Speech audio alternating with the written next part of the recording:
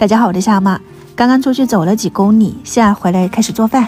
早上不是卤了那个牛腱子肉吗？还剩下这2大块，一半切成这种片，另一小半就切成这种丁，还剩下一个的话呢，你就放到冰箱去冷藏，可以直接吃的，基本上都是我当零食了。卤牛肉片可以搭配一点这种香干，给它切成片或者切成丝。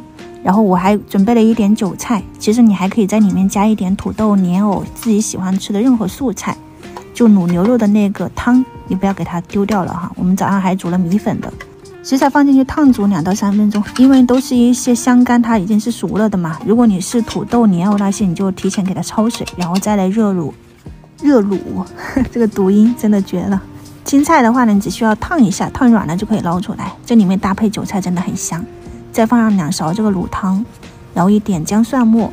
这个辣椒油是自己做的，之前你们可以去翻看一下。我还加了一点那个四川的那个麻辣油，所以基本上调味都不需要了。把那个辣椒红油倒进去拌均匀，热拌卤菜就搞定了。你还可以加一点点味精提鲜，像这样子给它装盘。其实去饭店吃的话呢，这道菜是点的比较多的，里面还会加一点猪耳朵。切肉丁的牛肉我准备搭配粉丝来做一个牛肉汤，我还加了一点剩下来的豆干，同样是放进去哈，水开了以后你加一点那个卤汤，然后再把泡好的粉丝或者粉条加进去，一点点胡椒粉，食用盐调底味。觉得汤有点多了，我就赶紧开了一波那个油豆皮，没有泡哈，直接给它洗了一下，切成细丝加进去，煮个1分钟，基本上就可以放一点香菜出锅了。这2个菜如果你是卤了牛肉，你就完全可以复刻，做起来超简单，而且口味也很好。